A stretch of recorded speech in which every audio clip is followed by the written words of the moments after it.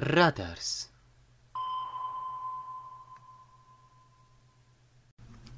Esiet sveicināti podkāstā Radars. Atkal esam atpakaļ, kā jau parasti ar jums kopā, Munta, Robčiks un Paula.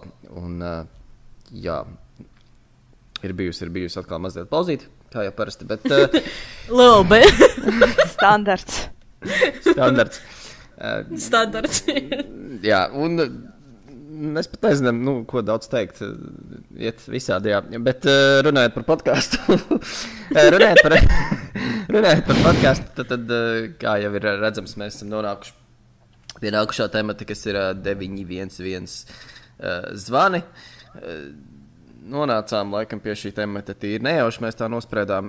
Principā iepriekšējā sērijā mēs runājām par pazudušiem cilvēkiem, tā skaitā arī pazudušiem bērniem, un es biju ieminējies par Antonetas gadījumu, kur viņa attiecīgi bija viņa bija nolaupīta, un tad viņa bija zvanījusi, ka viņa ir nolaupītā meitene, un tad policija mēģināja viņu atrast, bet tā arī neatrada, vai tā bija tā Antoneta, kas zvanīja, vai tā nebija viņa, varbūt tas bija fake calls vai kaut kas cits, un tas īsti nav zināms, bet caur šo zvanu mēs nonācām pie idejas, ka mēs varētu uztaisīt sēriju par 911 zvaniem. Un šodien mēs mēģināsim izdarīt kaut ko vairāk, patiesībā centīsimies. Mēģināsim pacensties mazliet vairāk uz šo sēriju, ja mums ir doma atskaņot šos 911 zvanus arī šīs sērijas laikā, lai tad ir arī interesantāk klausītājiem tā tālāk. Un, principā mēs katrs, saprotu, esam izvēlējušies pa 911 zvanam. Mans gan ir, man liekas, 999 vai kaut kas tāds, bet, doma ir tā pati. Un tad kopā klausīties, reaģēt un runāt par šiem te stāstiem. Viena lieta gan, ko es gribu pieminēt, pirms vēl mēs ejam šai visā te iekšā, kad, kā pateikt latviski, klausītāju... Viewers discretion is advised. Jā, tieši tā, jā. Kad gribam pabrīdināt, kad... Klausīties pēc paša savas gribas, kā jums mēs pabrīdināsim, ka varētu būt nedaudz... Mēs atskaņosim šos zvanus, tādēļ viņi varētu būt nedaudz diezgan neomilīgi citiem, un tā kā, ja jūs vēlaties droši pārskipot pāri pašiem zvaniem, jo mēs pie katram tam zvanam iesim nedaudz padziļinātāk, kāds ir apakšstāsts visam. Jebkurā gadījumā sapratīs apmēram, kas būs par to zvanu, bet jūs varat droši neklausīties pašzvanu, jo citi var būt diezgan tādi grafiski. Jā, grafiski, man liekas, būs īstais vārds. Jā, un tad tāds principā ir tas šodienas dienas plāns, epizodes plāns, un baigi nav vairāk ko piebilst, nekādas intro rubrikas. Ķeramies klāt. Nav, jā, es domāju, tad mēs varam uzreiz ķerties klāt. Aiziet, Monta, take away! Bet vispirms, pirms mēs dive in par visu pārējo, par 911, vispārīgi pastāstīšu par dispečeru darbu. Es vispārīgi gribēju arī pateikt paldies tiem klausītājiem, kuri mums raksta un kuri mums iesaka potenciālos epizodu tematus.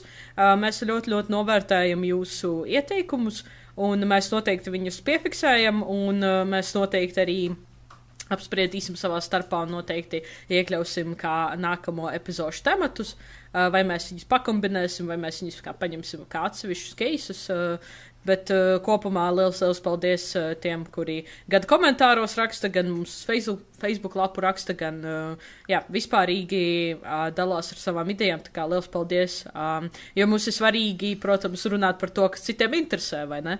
Tā kā liels paldies. And make it more interesting. Tieši tā, jo, ja mēs runājam par tematiem, kas citiem arī ir interesanti vai aktuāli, vai ir personīgi interesi, loģiski, kad arī citiem, ir interesantāk klausīties. Tā kā pirms mēs sākam vienkārši gribēju to pateikt pirms epizodes.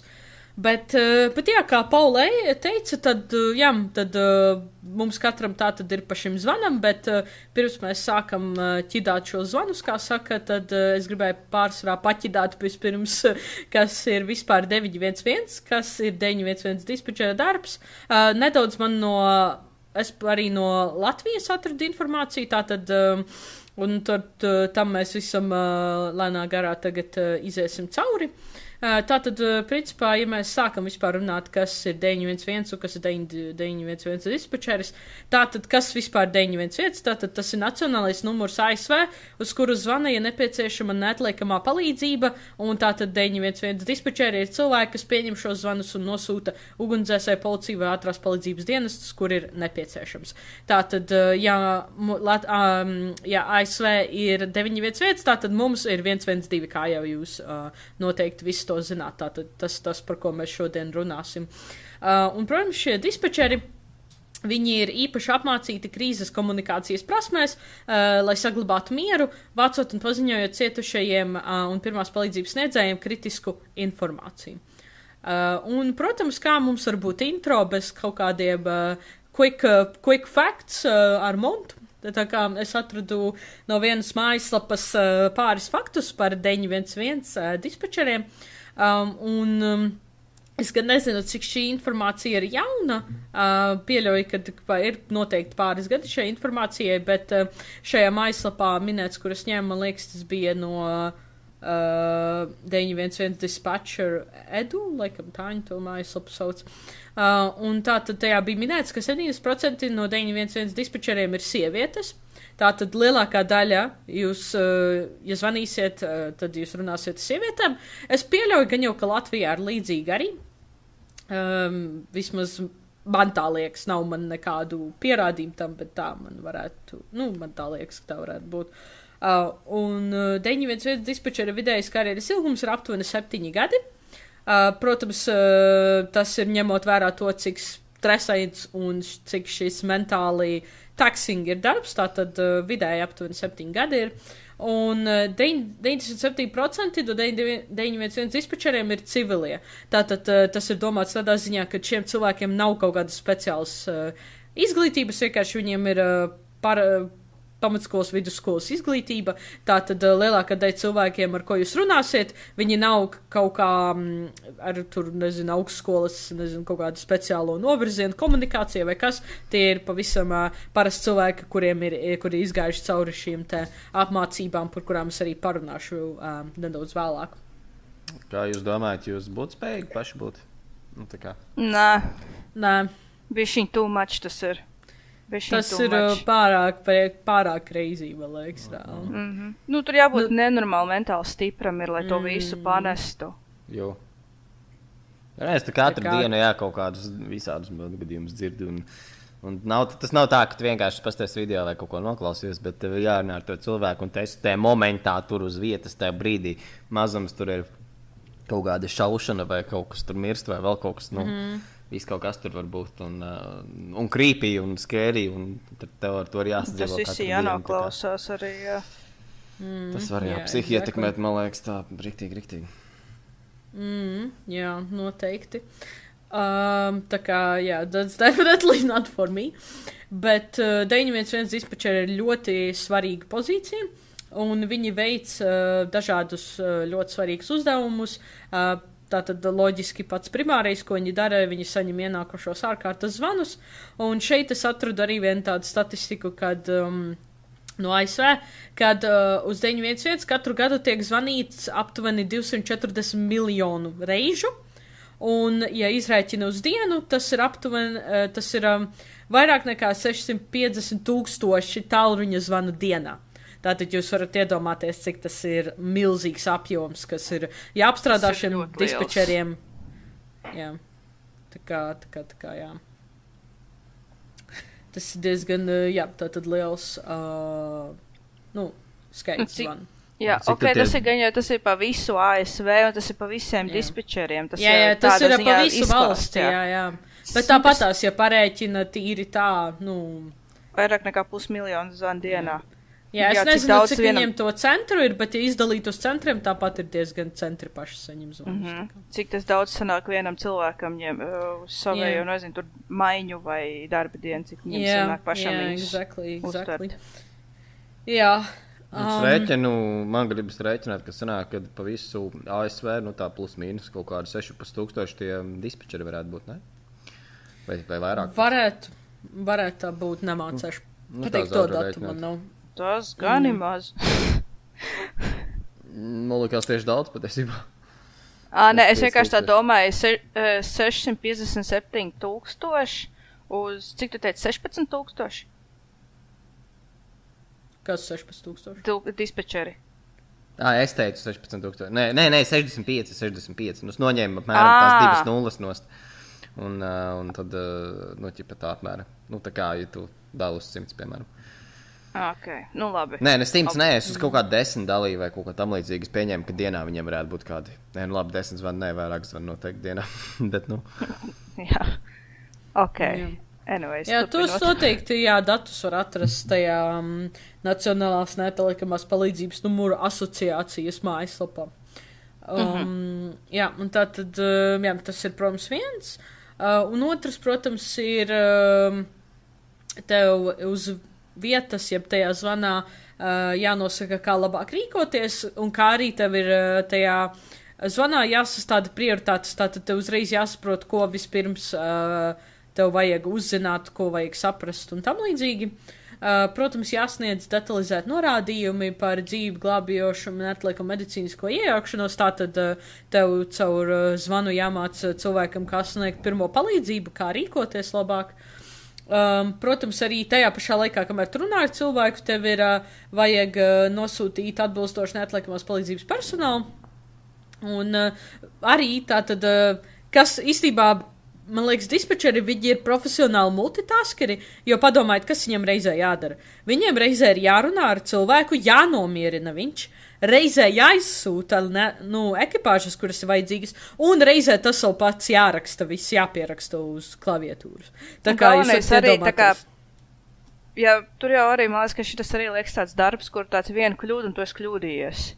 Kaut ko bišķiņ mistaipu vai kaut ko tur miskliko, kaut kas tāds, tas var maksāt iespējams diezgan daudz, kaut vai pat dzīvību, manuprāt. Jā, protams, jā. Vēl arī tas, man liekas, ka viņiem tā psiholoģija jāsaprot, viņi zina, ko, tā kā kaut kādā ziņā, ko teikt, vai kā, pareizi mierināt to cilvēku, vai kas ir tas, kas viņam jāsaka šajā brīdī.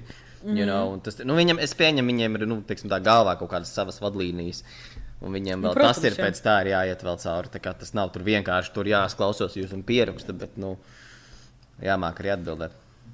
Jā, protams, es vēlāk arī parunāšu, kādas viņiem ir apmācības, kādas tematikas ietver, bet apmācības ir diezgan, kā lai saka, diezgan palielas, tādas pamatīgas. Tas vārds, ko es meklēju. Es nezinu, kā ir Latvijā gan, bet es pieļauju, ka noteikti kaut kas līdzīgs, ka viņiem arī ir līdzīgas apmācības. Tad arī atradu ASV, lai tā tad pretendētu uz šo 911 dispečeru darbu, ir jāatbilst vairākām prasībām. Protams, kā jums iepriekš minēju, ir jābūt vismaz vidusskolas diplomam. Protams, jārunā izcili un skaidri angļu valodā, un, protams, jāprot arī rakstīt angļu valodā. Jābūt, protams, šīm te problem solving, jeb problēmu risināšanas prasmēm. Ir arī ļoti labi jāpārzina pilsētu, štatu un federālie likumi, noteikumi un tiesību kodeksi tajā štatā, kur jūs strādājat precīzi. Ir pieredze transkripcijā un tekstu apstrādē. Tas ir, ko es iepriekš minēju, ka tev jāmāk reizē, taipot to informāciju tu dabūji. Un, kas arī ļoti svarīgi, ir jāiepazīstas ar ģeogrāfisko apgabalu, kurā tu pieņem, tātad, kur atrodas zvanu centrs. Tātad tev ir jāpārzina visi galvenie ceļi, tev ir jāpārzina ūdens, tātad upes, ezeri, tam līdzīgi. Ūdens tilpnes, jā, kopumā. Un, protams, gan šoseju un citu ceļu, lielāku ceļu nosaukumi. Tā kā ne tikai tev ir jāpārzina tie visi likumi, bet tev arī ģeogrāfija jāpārzina, jo bieži vien, man liekas, es šeit neiekļauju, bet es kaut kur arī, kamēr darīju research par šiem te dispečeriem, es atradu informāciju, kad bieži vien, kad cilvēki zvana, viņi nezina, kur viņi atrodas.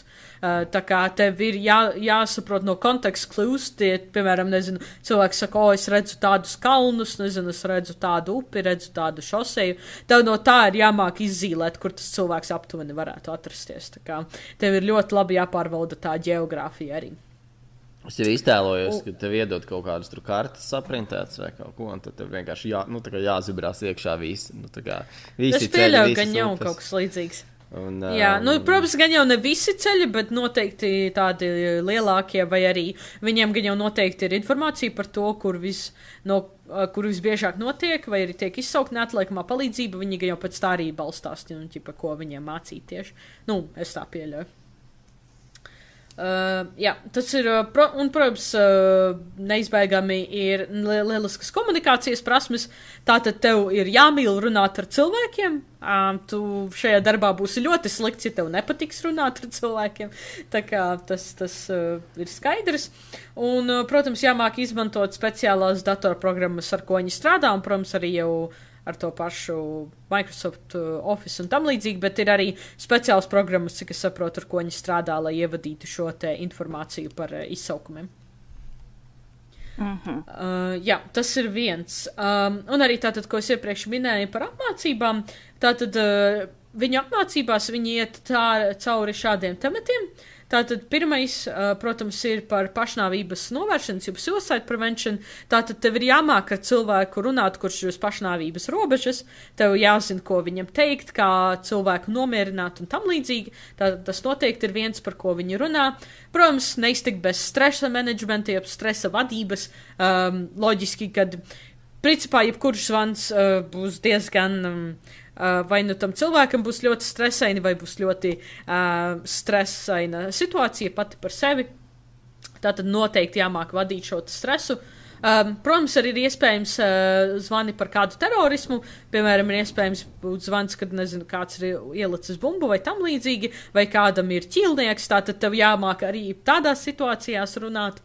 Protams, ļoti bieži tiek arī zvanīts par vardarbību ģimenē, un kas ir šeit īpaši svarīgi, kad nevis tikai tu māki nomierināt cilvēku, ar ko tu zvani, bet tu māki pick up on the context clues. Tātad tu dzirdi, kas fonā notiek, un tu saproti, kad cilvēks, piemēram, nevar precīzi pateikt, ko ar atbildēt uz taviem jautājumiem, jo, piemēram, viņa blakus ir tas cilvēks, kas viņu, nezinu, tas abuse person, un viņi, piemēram, es esmu dzirdējis, ka daudz, piemēram, zvana tā, it kā viņi picu tā kā mēģinātu pasūtīt, un tad no tā, ķipa, tev tā kā, jāizvelk ārā informācija.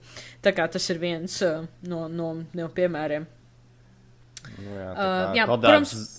Kodāts zvans jāsaka, vai kaut kas tāds. Jā, tas ir, tur ir jābūt īstenībā ļoti, ļoti vienkārši tur arī tāds, es atceros, ka tur bija tas, ja cilvēks, kurš tev tur par ķīlnieku, viņam ir kaut kāds ierocis, saka ekstra pepperoni. Jā, ir visādi, man liekas, tur varianti, jā. Šito es arī esmu dzirdējuši, šitos variants, jā. Jā, tā kā tev arī jāsaprot, ka cilvēks loģiski nesajauca 911, lai pasūtītu picu, viņi reāli mēģina izsaukt ātro palīdzību. Jā, jo tas cilvēks ir blakus. Jā, exactly. Un ko es iepriekš pieminēju, protams, jāpārzina precīzi, kā sniegt pirmo palīdzību, jo bieži vien būs jāsaka instrukcijas tam cilvēkam, ko darīt.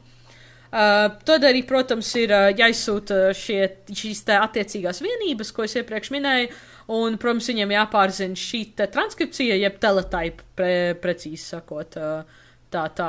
Es nezinu, vai tā ir tā kā valoda skaitās, vai tā ir drīzāk tāda kā prasme, man liekas. Jā, tā kā tas būtu par apmācībām. Un tā tad... Kā norisinās vispār šis process, lai kļūtu par 911 dispečeri, ko aptuveni varētu sagaidīt, caur ko ir jāiziet, lai tā tad nokļūtu līdz tam punktam. Tātad šajā procesā var tikt iekļauta 1-pret-1 intervija. Protams, izmeklēs tavu personas lietu, tātad apskatīsies, vai tev nav nekādas atvērtas krimināla lietas, sodāmība, tam līdzīgi, protams, tam visam jābūt tīram. Tātad būs prasmju noteikti pārbauda arī, gan jau var, es pieļauju, ka noteikti pārbaudīs arī ar karti zināšanas, būs dažādu situāciju izspēlēšana, jeb roleplays, tā kā tam līdzīgi. Iespējams, arī varētu būt paneļa intervija, ka tev intervēs vairāki cilvēki arī, vai arī, ka tu būsi ar vairākiem kandidātiem vienā istabā. Man liekas, tas bija paneļa intervija, ka tu biji ar vairākiem cilvēkiem, un tad jums uzdod jautājumu, un tad jūs kaut kā diskutējat. Man liekas, tas bija paneļa intervija. Jā. Tātad, protams, jābūt izietai pilnai medicīniskai pārbaudei, loģiski fiziskai jābūt, puslīdz kārtībā, protams, bet kas ir pats svarīgākais šajā darbā, ka tev mentālā veselība arī tiek pārbaudīta. Tātad, vai tu spēsi mentāli izturēt šāda veida darbu. Right. Tad tas ir atsevišķi psiholoģiskais novērtējums atsevišķi. Tā tad ir pilna fiziskā pārbaude un ir arī psiholoģiskais novērtējums atsevišķi. Tas, ko es esmu dzirdējis, ir, ka tiem, kas grib kļūt par dispečeriem, kuriem ir tās apmācības, ka viņiem dod kaut kādus vai esošus ierakstus vai kaut kādus fake zvanus vai kaut ko, ar domu, lai viņus kaut kādā mērā iebiedētu, lai viņi redzētu, ar ko viņi saskaras. Kas var būt norūdītu, var teikt. Teiksim tā, norūdītu. Kad cirreiz viņus, apzināti uztaisa šausminošus, jo vienkārši tādas situācijas var būt, ka tur ir, pilnīgi šausmas notiek, un tev jābūt psiholoģiski gatavam. Tā teikt tieši, kā paldies, lai norūdītu. Fun fact, arī tas ieraksts, par kuru es runāšu, tas arī tika izmantots kā apmācībām, bet, līdz tam pie tā mēs vēl pieskarsimies. Mēs vēl bišķi tālāk pieskarsimies. Jep. Jā, arī, tas būtu par procesu pašu. Tad man ir vairāk vēl pāris piezīmes pieliktas par to, kad... par to vardarbību ģimenē, kad jāmāk noteikti no konteksta informācija, bet arī jāizceļ tas, ko es arī jau pieminēju sākumā, kad varbūt fiziski šis darbs nav īsti smags, jo loģiski tu vienkārši sēdi pie datora un atbildi uz zvaniem, loģiski tu fiziski daudz, neko nedari, izņemot rakstīt, tev jāprot ātri, bet šis vairāk darbs ir nogurdinoši tieši no emocionālā un mentālā aspekta. Un, protams, daudzas dienas var būt daudz sliktākas nekā citas, ja, piemēram, ir, kāds masīvs negadījums vai, piemēram, ir kaut kāda dabas katastrofa, loģiski, tad tā diena ir daudz intensīvāka nekā citas dienas. Un tāpēc šī te apmācībai tiek pievērsta tik ļoti liela uzmanība, un ne katrs var būt 911 dispečeris. Tā kā tas ir, jo tas ir ļoti, ļoti, ļoti svarīgs darbs, un tas ir ļoti crucial darbs, lai cilvēkiem sniegtu palīdzību. Tā kā, ir ļoti svarīgi, ja jūs apsverat domu, iet par 911 vai mūsu gadījumā 112, zvanu operatoru, jeb dispečeri. Cik es lasīju, operators dispečeris gandrīz viens un tas pats, cik es sapratu. Tā kā ir ļoti svarīgi apzināties, ka jums ir diezgan stabilā mentālā situācija. Es nevaru iedomāties labu dienu tajā darbā. Kad tu teiksi, man šodien bija laba diena. Reāli. Ne laba diena, bet klusāka diena. Mierīgāka. Nav, protams, nav īsti labas dienas, jo cilvēki, protams, ir visādi arī, cilvēki ir dažādi un viņi var uzzvanīt, piemēram, arī, kad es taisīju research, es skatījos, ka īstībā diezgan liela daļa 911 zvanu nav emergency situations.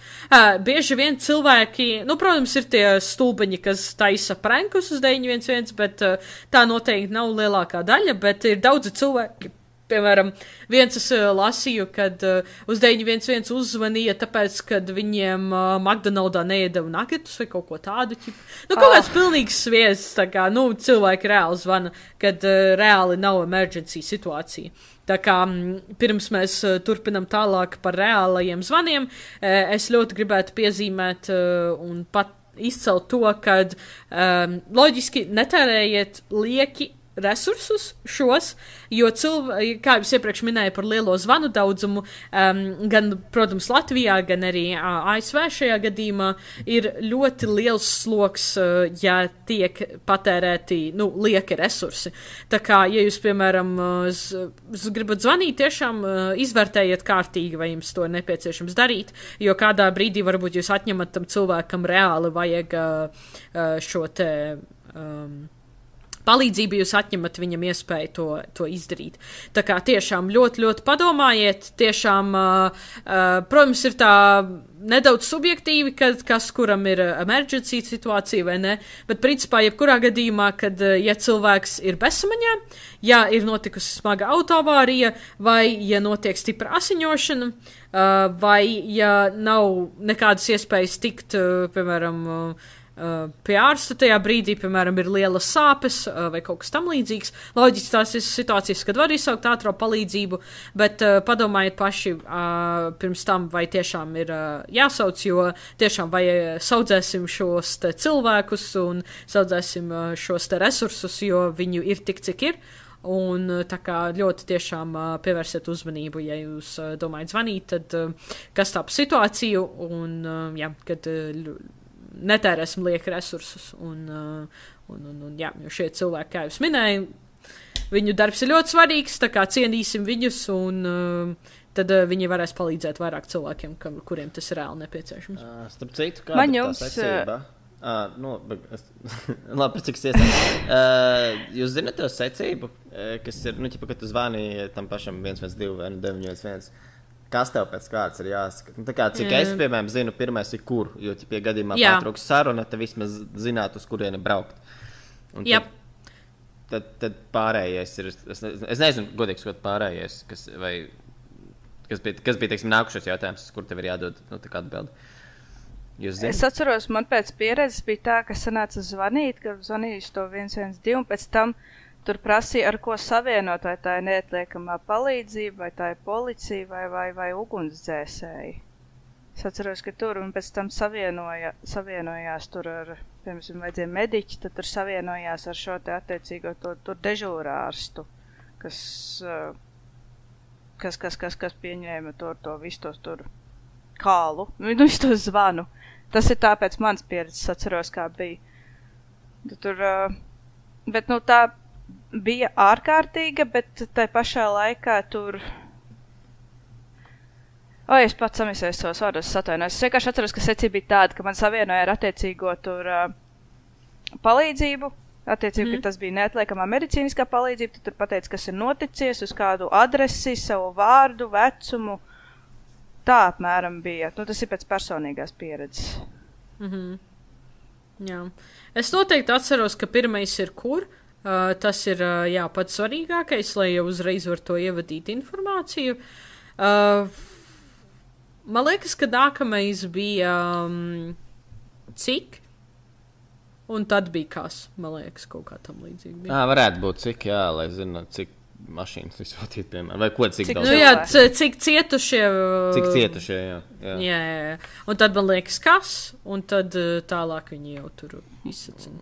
Man tu esi bijusi kaut kādā situācijā, kad tu sauc. Es tieši gribēju prasīt, vai jums ir gadījies kādreiz vispār zvanīt uz 112 un par ko un cik reizes, un jo vēlties jūs var droši padalīties savu pieredzi. Man personīgi, man liekas, ka nav gadījies, ka es zvanu, bet man bija gadījums, kad bija tā, ka es ar 2 draugiem Rīgā, kas tas skaitās, Mērķeļa iela, tur tas parks ir pirmais, es aizmirsu viņam nosaukumu. Vienreiz sakot, tur, kur vēl tramvajs aiziet uz Juglu. Tur tas rajons. Bija tā, ka mēs gājām tur un kaut kur brauca mocis, man liekas, mums garām, un tieši no perpendikulāri iet tā kā ielā ārā, un mašīna brauc, laikam nepamanīja to mocu, un tas mocis tā kā uzlikās virsū, un tas pats motociklists pārlidoja pār tā mašīnai, un uz muguras nokrita tur uz tā bruģa un tā tālāk. Un tad man čoms sauc kaut kādu, bet viņš sauca, man liekas, nevis par to cietušo, jo par cietušo kāds jau bija izsaucis, tad bija momentāli cilvēki klāt. Bet viņš sauca šitos te gāzes, tos, kā sauc, es aizmirsu, sorry. Jo, respektīvi, no avārijas dienestu? Jā. To avārijas dienestu? Okay. Varētu būt. Jā, jo baigā smaka no gāzes bija pēc tā moča, jo tas mocis tur uz zemes gulēja, un viņš teica, tā kā, kad...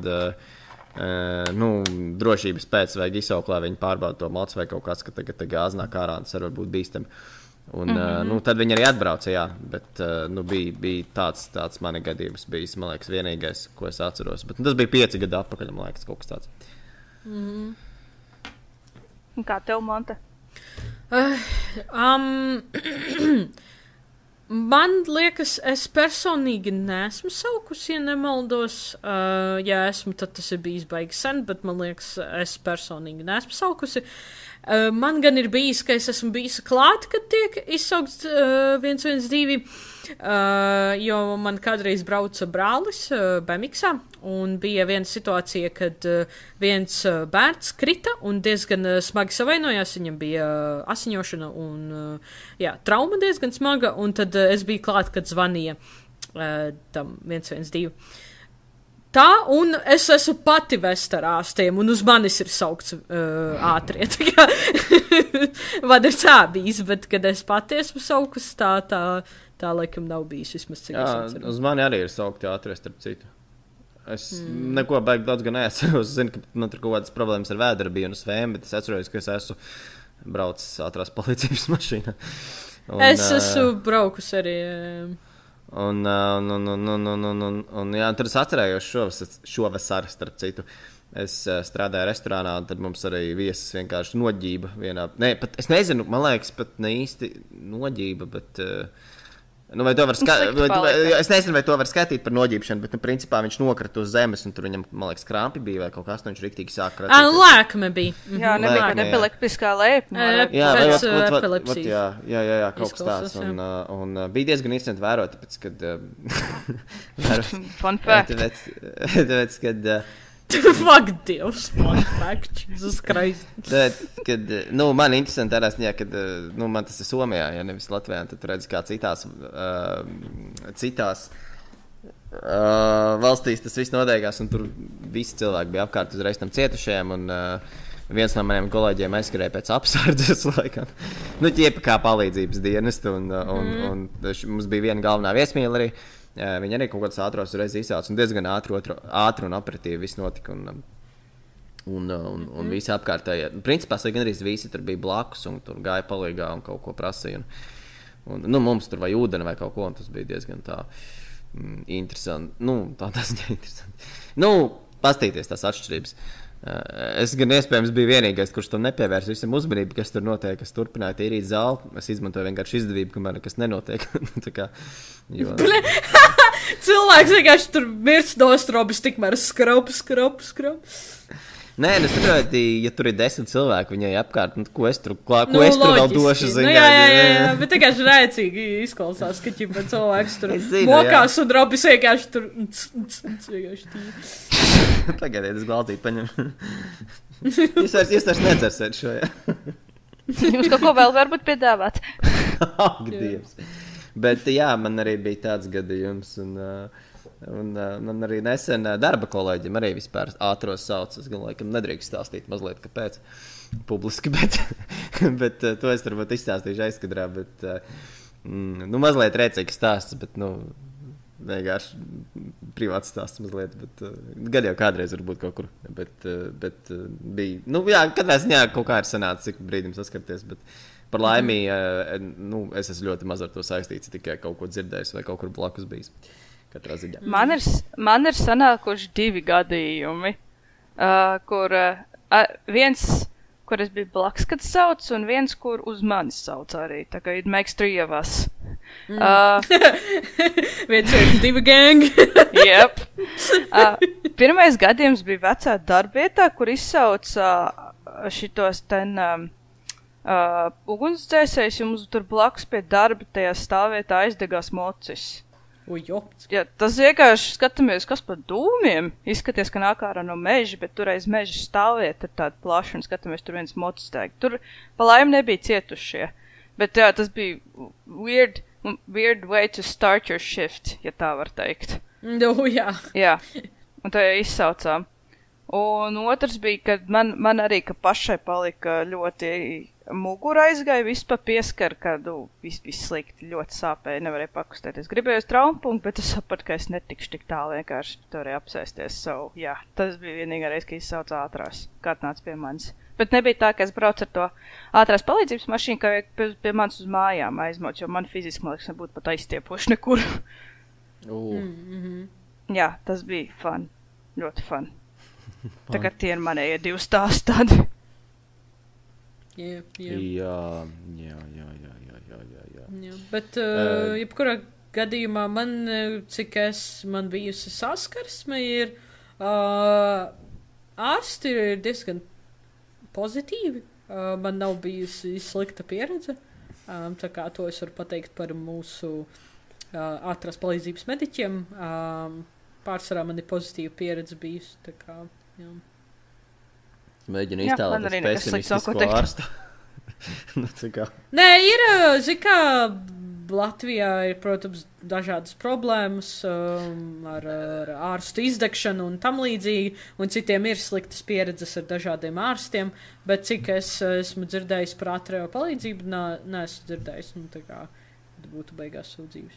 Nē, labi, jā, es par ārstiem arī esmu dzirdējis visādas gadījumus, par dažādām, par atsevišķām iestādēm varbūt, teiksim tā, kur ārsti varbūt nav labākie, vai, kāds saka, ka viņi ir nolaiduši tur bišķiņi, bet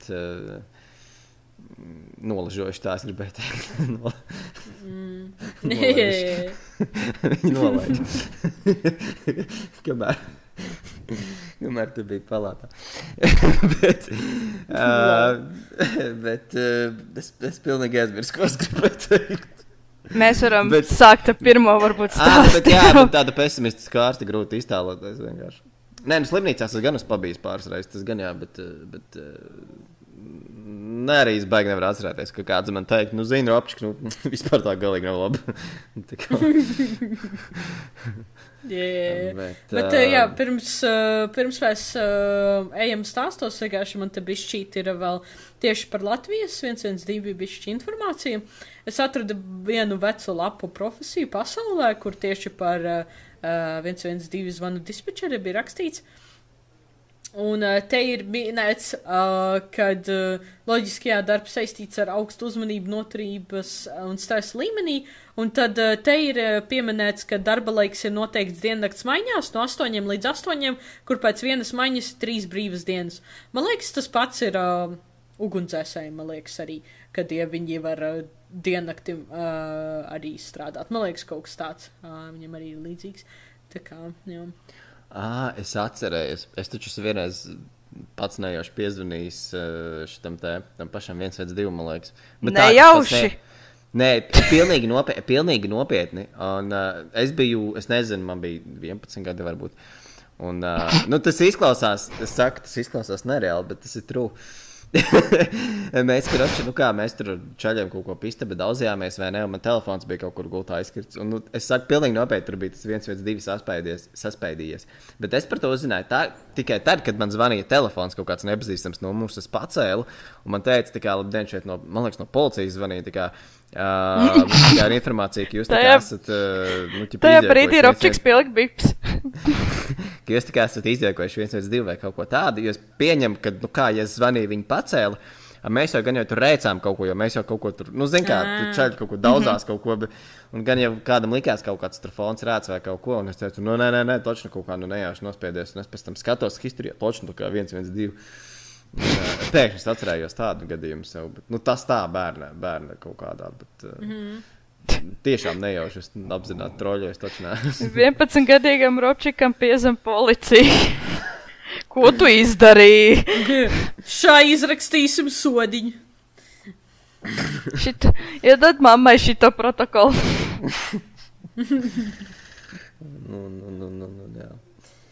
Jā. Jā, mēs varam turpināt. Jā, bet... pa lielam es pabeidzu savu intro daļu, tātad es vienkārši gribēju, tā tīri vispārīgi izstāstīt sākumā, kas ir 911 par dispečeriem un tam līdzīgi, un tagad mēs varam, get to the meat. Es vēl gribēju pieminēt, ja mēs vēl esam šajā tematā, kas man liekas ir par šo darbu runājot, kā lai pasaka, ir telefoni, teiksim, zvani, kuros tu cilvēkus dzirdi, tā kā sūdīgāk, piemēram, vai tu viņus nevari sadzirdēt, jo es to saku no savas pieredzes strādājot, teiksim, tā zvanu centrā, un, kur man ir arī nācies runāt ar cilvēkiem, un ir reizes, ka tev ir austiņas uzliktas uz maksimālo, un tu toči nesaproti, ko tas cilvēks saka. Vai viņš pats nesakarīgi runā, vai arī tur kaut kāda līnija vai kaut kas, tā, kad, un tur jau var, man liekas, parādās problēma, ka tev jālasa kaut kāda informācija, bet tu īsti nespēji nolasīt, jo tu to cilvēku nesaproti. Tā kā ir arī tādas situācijas. Un otrs ir tas, ka cilvēki krīt panikā, un viņi jau normāli tev, mēdz būt arī tādi gadījumi, ka viņi jau tev normāli neko nespēja pateikt, un tev tāds calm down. Protams, tu saproti arī to otru cilvēku, to, kas zvana, mazums viņam tur, nezinu, viņš ir mājadeg, un viņš ir iesprostots, piemēram, loģiski, ka viņš krīt panikā, bet tad loģiski, ka viņš tev varētu nesakarīgi pasniegt to informāciju mazliet. Jā, protams, tāpēc es arī iepriekš pieminēju, ka jābūt diezgan lielām komunikācijas prasmēm, lai tu pirmkārt varētu nomierināt to cilvēku, un otrkārt izdabūt no cilvēka informāciju, kuru tev vajag. Tā ir liela atsevišķa prasme, ko dispečeriem jāapgūst. Tā, labi, tad mēs tagad pārējām uz konkrētajiem mūsu izvēlētajiem keisiem, Jā. Jā. Labi, tad es saprotu, kas laikam sāku. Un mans stāsts ir par Akshay Patel un Bina Patel. Stāsts, teiksim tā, 2021. gada 10. oktobris, tātad salīdzinoši nesen. Stāsts par to, ka 56 gadus vecā Bina Patel, kas ikdienā jau 15 gadus strādā par veikalu kasieru šajā brīdī, tātad stāsti par viņu. Ir 10. oktobris, 10. oktobra vakaru viņa pavada ar draugiem, pēc tam ierodas mājās, kur dzīvoja kopā ar dēlu Akšaju. Un tad viņa dodas gulēt. Un ap 2 naktī viņa pamostas un sauc pēc palīdzības, skaļi bļaujot dēla vārdu. Jo viņai ir, teiksim tā, problēmas ar elpošanu. Un es domāju, tad, lai nespoiloti baigi vairāk tālāk neko, tad mēs ķersimies klātam ierakstam. Un, jūs esat gatavi? Jā. Ambulance service, is the patient breathing? Can I get an ambulance, please? Is the patient breathing? Struggling. Okay, is the patient awake? Yes. All right, just tell me exactly what's happened. She's finding it difficult to breathe. All right, are you with her at the moment? Yeah. Just going to ask a few questions, but they're not delaying the help. How old is she? Mum, how old are you? 50? 56. Okay. Is that her in the background speaking to you there? Yeah. Okay. All right. Does she have difficulty speaking between breaths? Yeah. Okay. Does she have any flu-like symptoms as well? Do you have any flu-like symptoms? Yeah. Yeah. Okay. And is she completely alert? Yeah. Okay. I'm organising help for you now. Just stay on the line and I'll tell you exactly what to do next, okay? So we will get an ambulance out to you as soon as possible or as soon as we have an ambulance available. Okay. We are very busy this morning, but we will be there with you as quick as we can, all right? Some of the wait times have been up to and around an hour, but we're planning to get there just as quick as we can do for you. Ambulance system. Hiya, Breathing. she's struggling now. Okay. I have called an ambulance. Is the patient awake? Yeah. Okay, tell me exactly. Sorry, say that again. Tell me exactly what's happened. She's struggling to breathe. Okay. She's not dying. She's just. I think she's struggling. Okay. I'm organising help for you now, so stay on the line and I'll tell you exactly what to do next. Okay. Okay, we're very busy and we aim to be with you as soon as possible or as soon as we have an ambulance available. Currently, it's likely it could be over an hour and a half, but that's from your first call. Right. Okay? Is there anything I can do in the meantime? In the meantime, yeah, just keep reassuring her, okay? Ambulance service. Is the patient breathing? Kind of, yeah. I've already logged the call. Is the patient awake? Yeah. Okay. All right. So you've already called for an ambulance, is that right? Yeah. Okay. Patient's condition's mouth got is gone all white. Sorry? Patient's mouth's gone all white. She's probably going to die. Okay. Just stay on the line with me, okay. So just tell me exactly what's happened. Sorry, say that again. Tell me exactly what's happened. She's struggling to breathe. Okay. Thank you. Getting this all updated. Okay. So I can see that some help has been arranged. You are just extremely busy. Okay. You need to calm down. Keep reassuring her. Okay. They're coming. They're on the way. They'll be here in a couple of minutes. Concentrate on her breathing instead of shouting. Okay. Yeah, just concentrate on your breathing. I told you. Deep breath. Deep breath. You can't stop thinking about it. Need to re-triage her. Okay. Yeah. All right. Just stay on the line. Do this. All right. You can do it. Dana, relax. Patient breathing? No. Right, so I don't know. She's lost a lot of breath. Tell me exactly what's happening. We lost the call half an hour ago. She can't breathe. Bina, relax. Just relax. Is that her screaming? She can't breathe at all now. Her screaming? What's the address of the emergency? Listen to what I'm asking. Is that her screaming? Yeah. All right, so tell me exactly what's happened. She's not been able to breathe for the past hour. Okay. She's been struggling. Are you with her right now? Yeah. How old is she? 56. All right. Okay, so I'll put all that further information in. All right. I do need to hang up now to take another call. Is there any way that I can help her breathing in the meantime? No, we just say watch her and look for any changes, okay? Okay, all right. All right, okay. If she becomes less awake and vomits, quickly lay her on her side, and if she gets worse in any way, just call us back immediately for further instructions. Okay. All right, thank you. Bye. Is the patient breathing? No! Okay, tell me exactly what happened. I rang an hour ago for an ambulance, and she was difficultly breathing. Now she's dead. Dead. My mum's dead. Thank you for the ambulance. Appreciate it. Nu, tālāk. Wow. Damn, that's really sad. Wow. Traki. Tā kā var just, cik ļoti viņš mēģināja saglabāt to mieru, mēģināja ar to mieru arī savā ziņā mierināt māmu, bet beigās viņš izklausās, ka katru reizi, ka viņš zvanīja tā kā pa jaunam. Tā kā viss no jauna it kā. Viņi visu laiku atbildēja, visu laiku vienu to pašu. Jā, tur tā lieta un jautāja to pašu, lai viņš cik reizes jau to informāciju nesniedz. Tas, wow. Bēdīgi. Jā, nu tur bija tā, ka tas dēls pēc tam mēģināja sūdzēt kaut ko tiesā vai meklēt to kaut kādu atbildīgo par to, kad stundas laikā nevarēja atbraukt ātrie. Un bija tāds fakts, ka pēc šī te 6. zvana vai 5. zvana, man liekas, ka bija 6 zvani kopā, kad, kurā viņš pasaka, kad viss jau ir par vēlu, 5 minūtes pēc šī zvana atbrauc ātrie. Stundu viņi nevarēja atbraukt, 5 minūtes pēc šī viņi atbrauc. Tā kā viņi mēģināja viņu vēl, tā kā revaivot, atzīmināt, bet, nesanāca katrā ziņā. Kā mēs sapratām, bet man, es nezinu, man tas likās kaut kas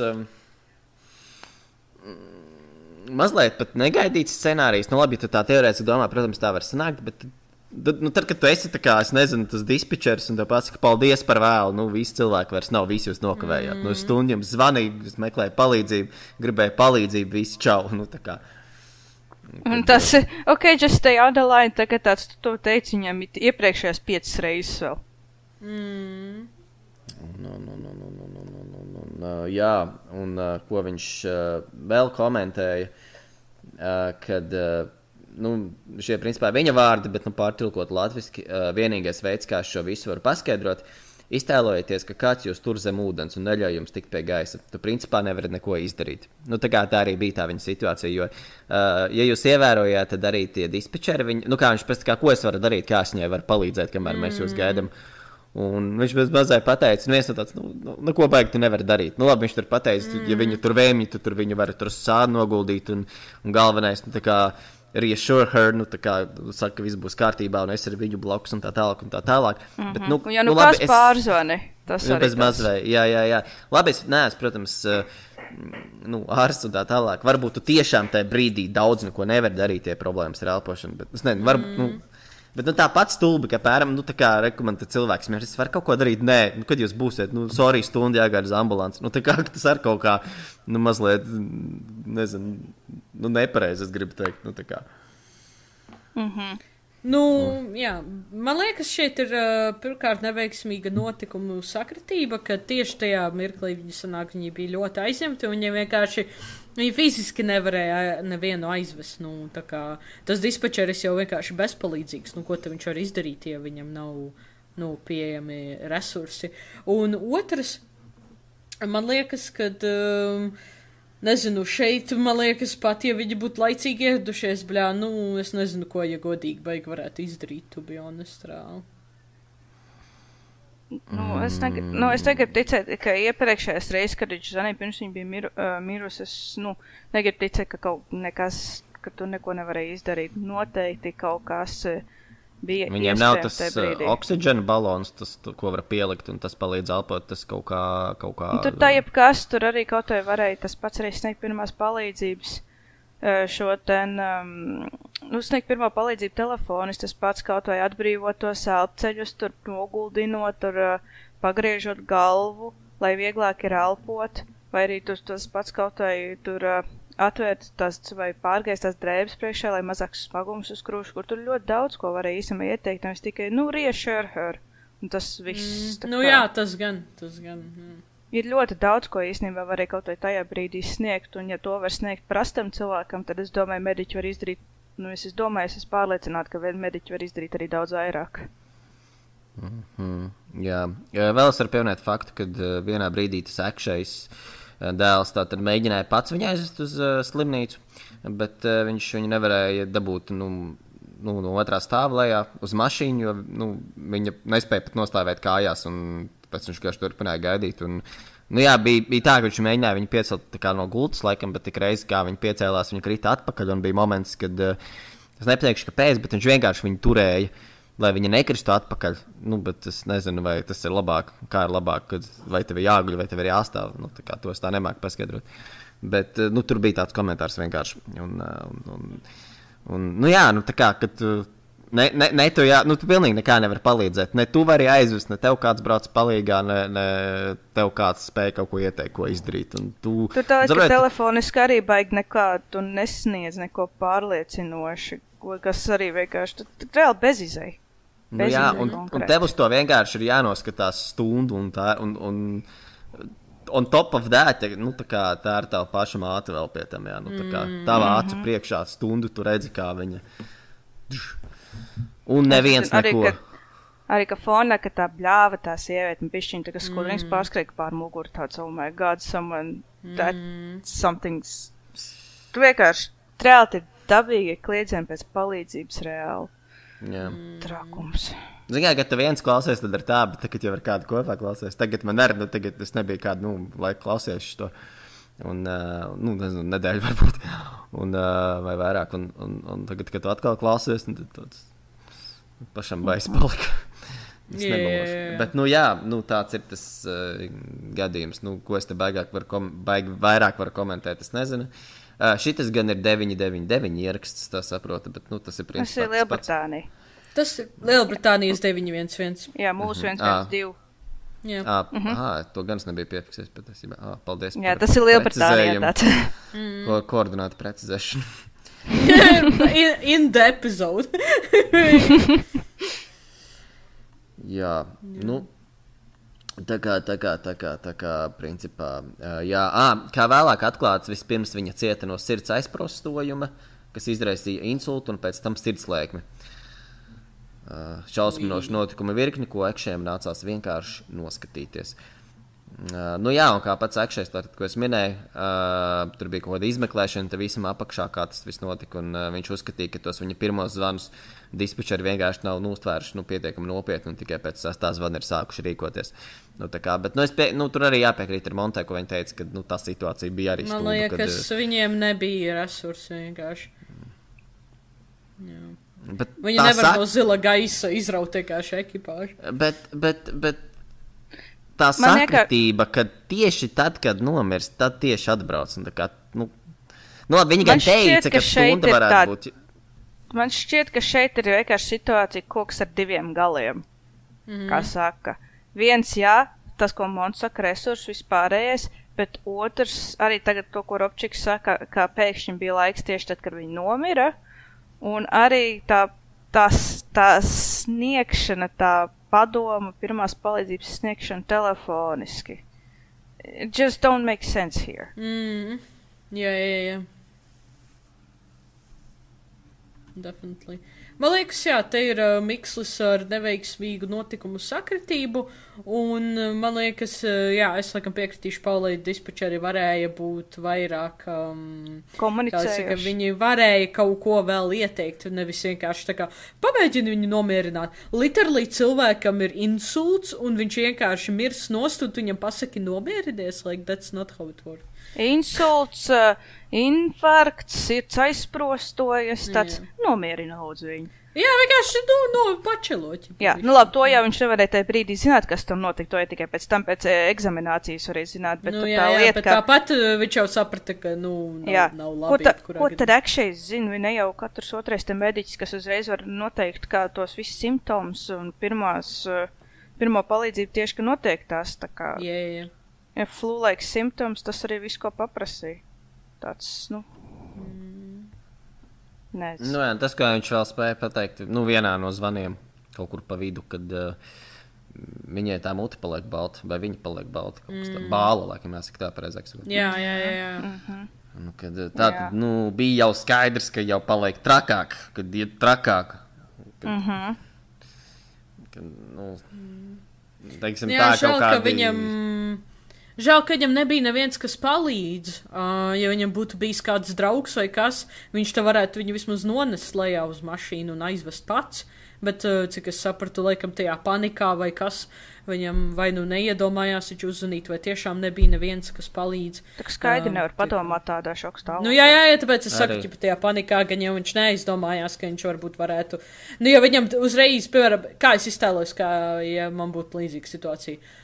Ja, piemēram, es būtu viena mājās un, piemēram, es nevarētu to cilvēku nonest lejā viena pati, tad es ko darītu, ja man teiktu, ka stunda jāgaida ambulance. Es uzreiz zvanītu kādam, kas te ir tuvāk, un mēģinātu tad sazvanīt to cilvēku, lai viņi brauc un palīdz un nonest un aizvest pats, jo tā kā loģiski tādā situācijā cilvēks iet panikā un nevar palelpot, tur nevar stundu gaidīt reāli, tā kā, tur ir jārīkojas uzreiz, tā kā, man liekas, tas varbūt, vienkārši viņam vai nebija resursi, vai viņš neiedomājās.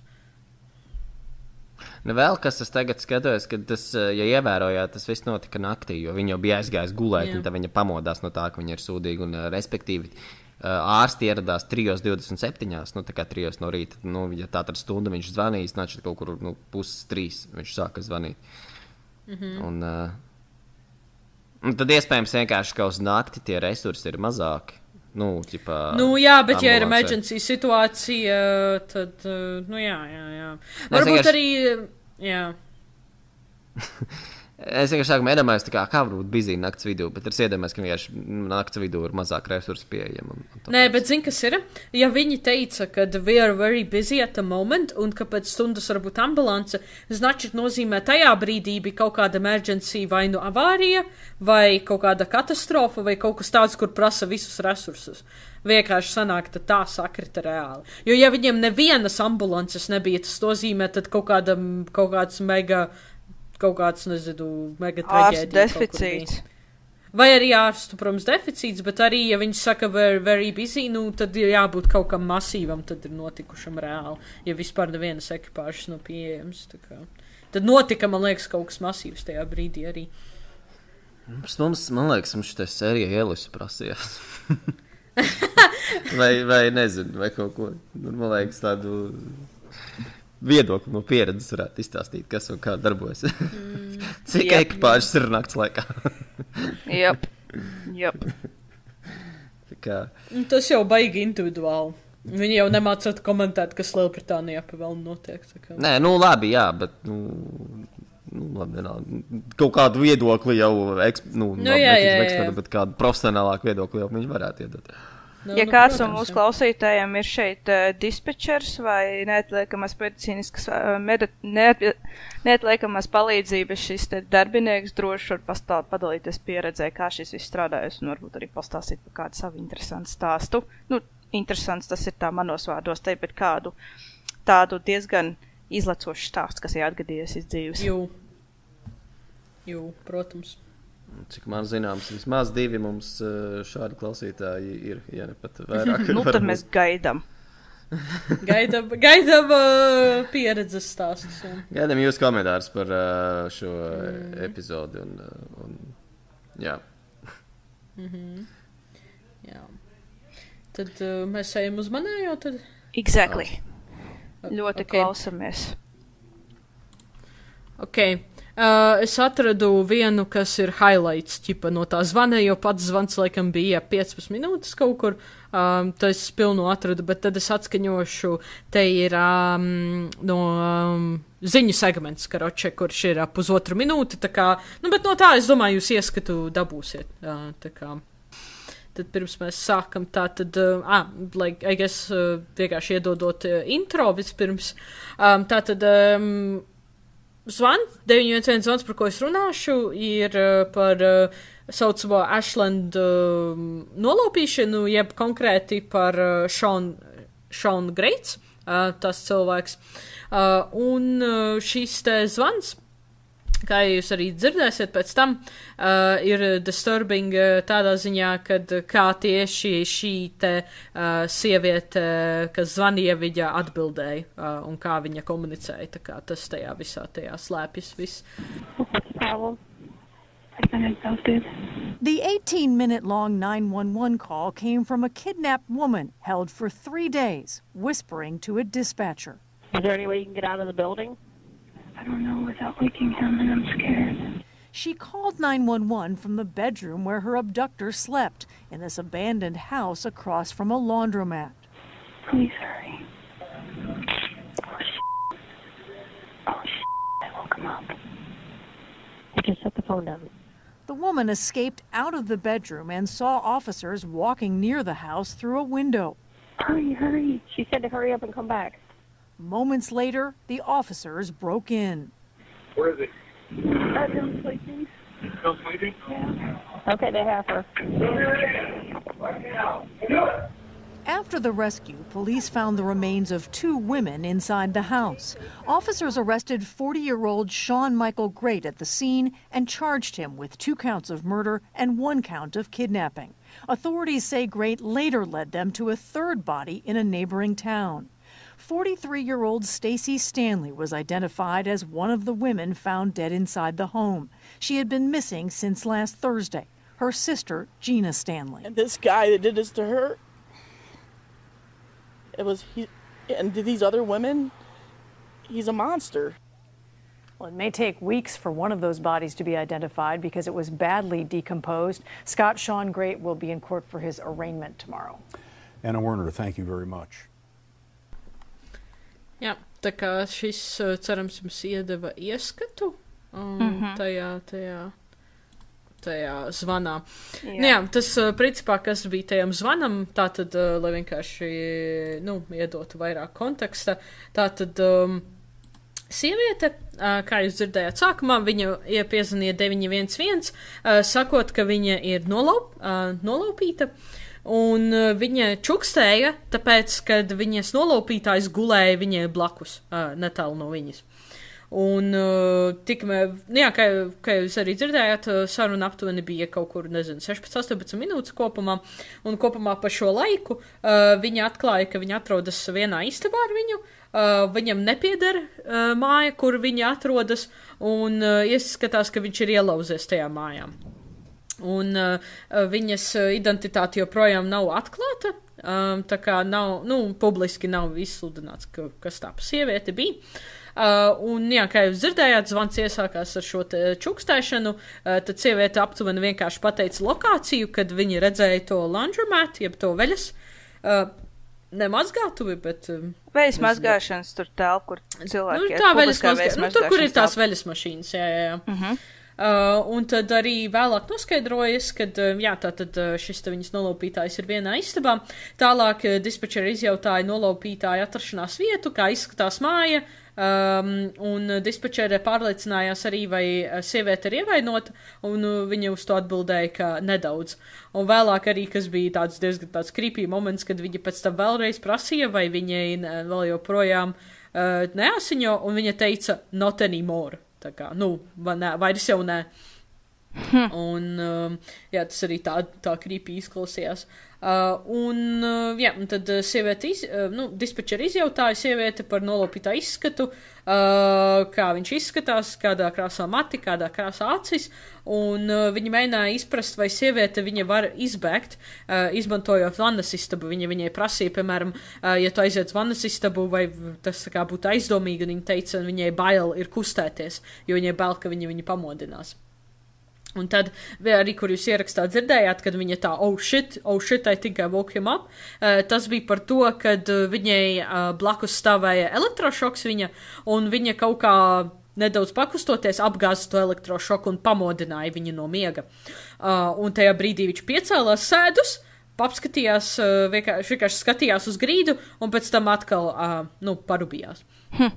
Tā kā, viņai noveicās tādā ziņā, ka viņš tā izdevās, aizmigt atkal. Un tad bija tās pāris minūtes pildīgs klusums vienkārši. Arī tajā, pilnajā ierakstā var dzirdēt tās pāris minūtes, kur vienkārši, kad viņa pateica to, oh shit, I think I woke him up, un dispečeri teica, put the phone down, tā kā noliec telefonu, un tad pāris minūtes vienkārši klusums vienkārši. Un tad vienkārši dispečeri uzprastīja, are you still there, un tad viņa varēja atbildēt. Un tad viņa tā sieviete prasīja, kura nolaupīta, cik viņai ilgi vēl jāgaida, un dispečeri visu laiku mēģināja viņu pārliecināt, lai viņa pamet istabu, bet viņa visu laiku bija bail kustēties, un tad fonā beidzot ir dzirdamas policista balsis, tad sievietei beidzot izdevās pamest istabu, un viņa nokļūst līdz ārdurvīm, kur viņa arī sagaida šo policistu, un pēc tam viņš arestē viņas nolaupītāju. Un, kā jūs dzirdējāt šajā ziņu segmentā, pēc pārmeklēšanas mājas tika atrasta vēl 2 līķi, kurus noslapkavojas bija šis Sean Greats. Un vispār, ja iedziļināmies viņa vispār keisā, viņam diezgan crazy tas case viss ir, jo arī tika minēts, viņš reāli bija serial killer. Un izrādās, ka šīs 911 zvans, tas pielika punktu viņa vardarbībai. Tā kā tas bija viņa, kā saka, pēdējais mēģinājums kādu sievieti nolaupīt un nogalināt, Un, tad, kā jūs minējāt, tur atrasti tikai 2 līķi, un pēc tam vēlāk viņš pats parādīja vēl 3. līķi, bet vispār viņam, man liekas, ir pēc tam atrasti, ka viņi vēlāk tiesājās, tad viņam vēl pāris līķi tika, kā es saku, uzrakti, atrasti. Tā kā ar viņu saistībā tika, saprata, ka tas ir viņš, kas ir nogalinājis vēl cilvēkus. Precīzāk sakot, tieši sievietes. Un, un kā jau minēts, arī minēja ierakstā, pirms sieviete zvanīja, viņa jau bija vismaz diennakti pavadījusi šajā nolaupīta, viņa bija sasieta, viņa tika gan fiziski, gan seksuāli izmantota, un tāpēc arī, ka viņš visu diennakti principā viņu reāli mocīja, tāpēc viņš arī parubījās pēc tam, jo viņš visu diennakti vienkārši, kā jūs teicu, fiziski un seksuāli izmantoja.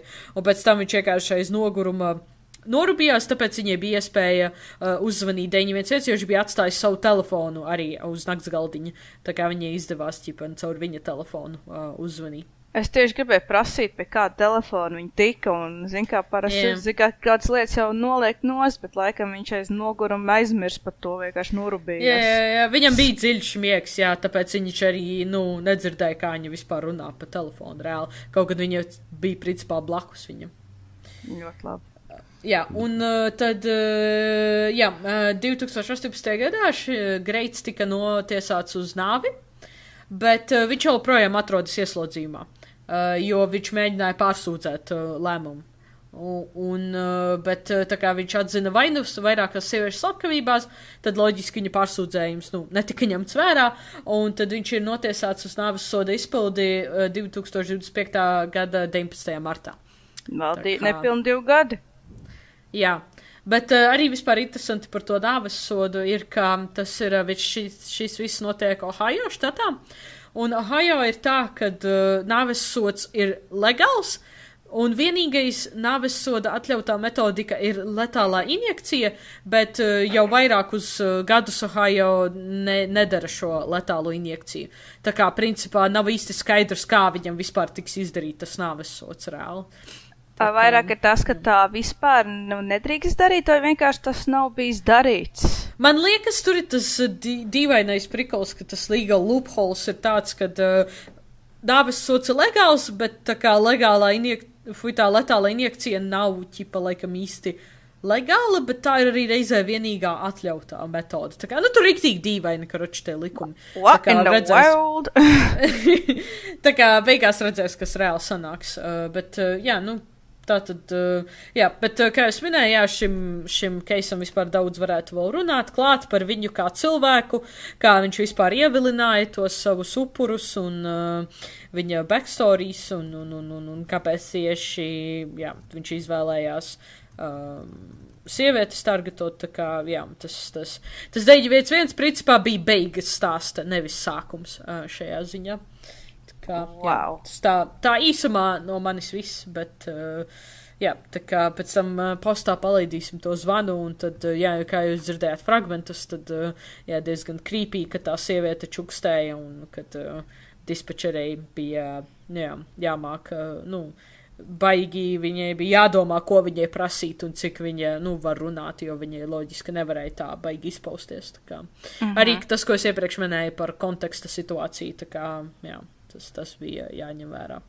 Arī par to ģeogrāfijas pārzināšanu, ka ja viņi varēja visu ko pateikt, ka viņi ir pretī laundromat un apskatās, cik precīzi to māju atrada. Jā. Jā, tas ir principā vienīgais, ko viņi pateica. Man liekas, tie pilnajā zonā, jā, viņi neko baigi nevarēja vairāk pateikt, kā vienkārši jā, pretī laundromat ir mājā vienkārši. Tad jau arī pieķersimies klāt pēdējam ierakstam. Šīs epizodes saucās Rūta Praisa. Angliski tas ir Ruth Price. Bišķiņu pastāstīšu un tad uzlikšu šo te zvanu. Kā jau iepriekš teicu, viewers discretion is advised. Bet audio tikai 1 minūte garš, tāpēc bear with me. Tātad kopumā par šo te ierakstu satraucošo zvanu veids vecāka gada gājuma sieviete, kas identificējas kā Rūta Praisa. Viņa informē operatoru, ka ir redzējusi vīrieti, kas ložņā ap viņas īpašumu. Pirms operators var iegūt vairāk informācijas, zvanītais apklust, pirms līnija ir piepildīta ar šausminošiem kliedzieniem. Pēc dažām sekundēm līnija pazūd. Uzreiz tika nospriests, ka zvanītāji nogalināja šis vīrietis, kamēr operatori varēja tikai bezpalīdzīgi klausīties. There's a problem, ma'am. Oh, there's some guy been checking the place out. How? Well, he went in the back. I have an apartment in the back, and he said he was looking for a guy. And he comes to my door, and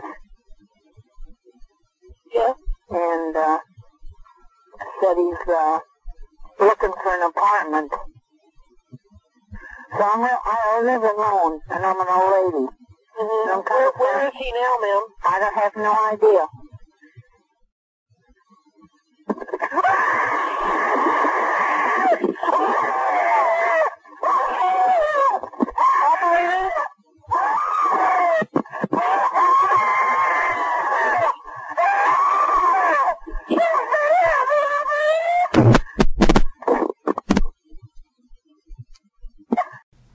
Nu jā.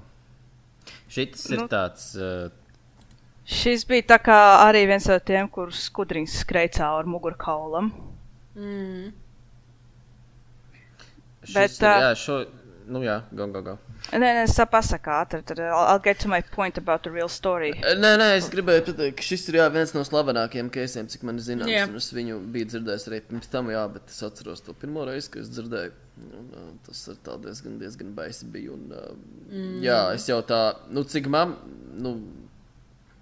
ko es biju kaut kur dzirdējis vai lasījis, ka konkrēti šis case esot bijis fake. Nu, ķipa, es gan kaut kas... labi, mēs taizkadrā runājām, un man teica, ka viņš laikam tomēr nav fake, to Pauli jums tūlīt gan jau paskaidros. Jā, es tieši gribēju tagad arī parunāt par šo, vai ieraksts ir īsts vai safabricēts. Tātad, vai zvans patiešām notika, un vai Rūta Praisa pat bija īsta persona? Daudzās vietās, kur šis ieraksts tika izplatīts, viena no biežākajām diskusiju tēmām ir tā autentiskums. Un vai ieraksts ir īsts 911 zvans, kurā ierakstīts šausminoši vecāku gadgājumu sievietes apkavību, ko veicis kāds jaunietis, vai arī tas ir safabricēts. Un tad, ņemot vērā ieraksta satraucošo un traģisko raksturu, internetā par šo lietu pieejams ļoti maz informācijas. Tas šķiet neparasti ņemot vērā tā bēdīgi slaveno statusu un faktu, ka kāds tika nogalināts. Tas noteikti izraisītu mēdīju uzmanību, un mēs iegūtu vairāk informācijas par to, kas ir šis sieviete, kas patiesībā notika, un vai vainīgais tika aizturēts. Un oficiālo ziņojumu trūkums internetā par šo lietu ir spēcīgākais arguments, ka tas ir viltojums. Tomēr, iespējams, ka šis incidents noticis pirms internetu parādīšanās, kā nekā incidents notika 1980. gados. Un citi cilvēki izteikušies. Vēl viens arguments, kāpēc tas varētu būt safabricēts, ir tas, ka citi cilvēki ir izteikušies par šīs te dispečeras paviršību, ka viņa zvanītāji pārtrauc, kad viņa sniedz savu adresi. Viņa nespēja uzdot konsekvences papildu jautājumus un kliekšanas laikā lielākoties klusēja. Un zvana operatorai noteikti bija nepieciešama papildu apmācība, bet vai viņas nekompetence tiešām liecināja par viltojumu. Tālāk, kas tā patiesībā īsti notika? Un teikšu godīgi, this took some digging. Ieraksts ir īsts un nav viltojums, diemžēl. Bet plot twist, neviens netika nogalināts.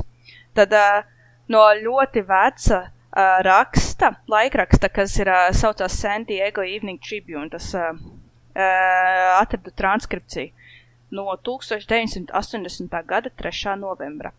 Tad bija rakstīts, amatpersonas sacīja, ka Rūta M. Praisa no 35. ielas 3800. kvartāla zvanīja policijai, lai informētu par kādu klejotāju šajā rajonā, kad viņa tika sagrābta no aizmugures un žņaukta.